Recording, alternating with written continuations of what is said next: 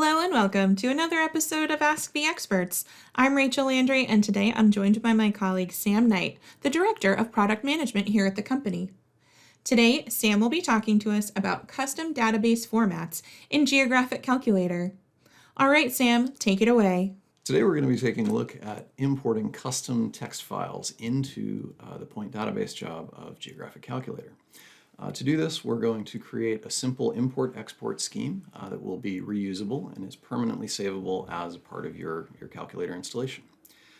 To do this, we're going to start off with a simple file that I have an example of here on screen. This file is basically a basic comma-separated file. So that is, there's a comma separating each column of data. We have 4 columns of data, and there's 1 row of header. What is slightly unique about this file is it has its own custom extension. So the 3-letter extension on this file is a .bmg, which is simply an internal use file that we have here at Blue Marble. Many companies have these types of files.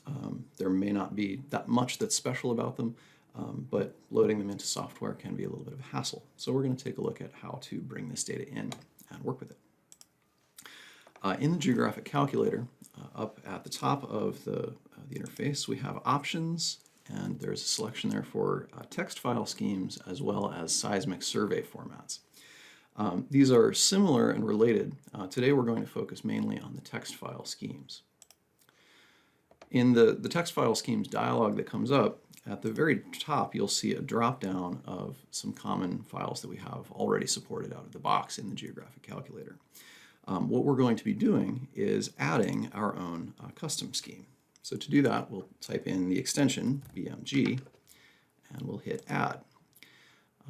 Then you'll see this appear in the drop-down list. It'll go right to the bottom, and we can begin filling out the attributes of this particular type of file. You'll see file type, whether it's delimited text or a fixed length field. Either are common in the GIS industry. This file happens to be delimited text, and that means it has a particular kind of punctuation separating those column values. The field delimiters, we have a choice of space, comma, tab, semicolon, and so on. You can even use your own custom separator in there if you have one. This is comma-separated data, so I'm going to select the comma radio button. The text qualifier is sometimes unused. It doesn't matter if it's unused and you leave it set to anything, it doesn't actually affect anything. I'm just going to explicitly set mine to none. What the text qualifier does is it would surround a text field, for example, if you have a sentence full of punctuation and spaces, things that are commonly delimiters. It would surround that column with quotation marks, and that allows you to have things that are normally delimiters inside a column and have them not be recognized as a delimiter, breaking the formatting of the data. The header records down at the bottom, or in the middle rather, this is usually a fixed number. So in the case of our data, if I just bring that back up there, you'll see we have 1 row at the very top that is our header information, and it simply has our column names in there. For this section, I would say the total number of header records equals 1, and just type 1 in that field. If you have some other number besides that, you would type in whatever that number is.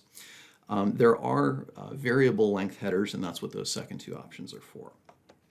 Those are mostly used in seismic data. The field names, if you have field names in your header, you can specify that, and that is typically going to be the setting that the last header record contains the field names, and that's the case. In this case, we have 1 header record, and so the last header record of that 1 contains those names. At the bottom, the data records simply start after the header, and that's most normal. Every once in a while, you might have something unique where a data record has a particular flag at the start of it, and that's what the last setting there is for.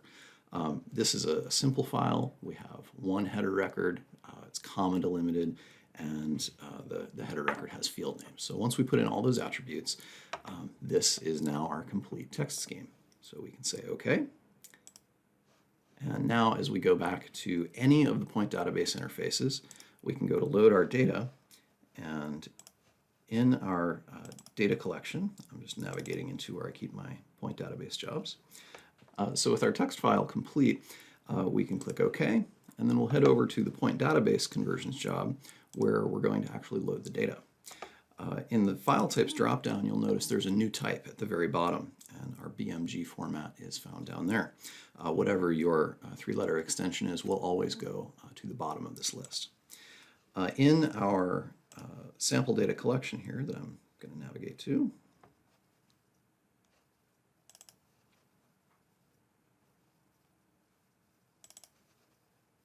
you'll now see a file filter for that unique file type. So this is an example BMG format file is the name of the file, and BMG is the extension.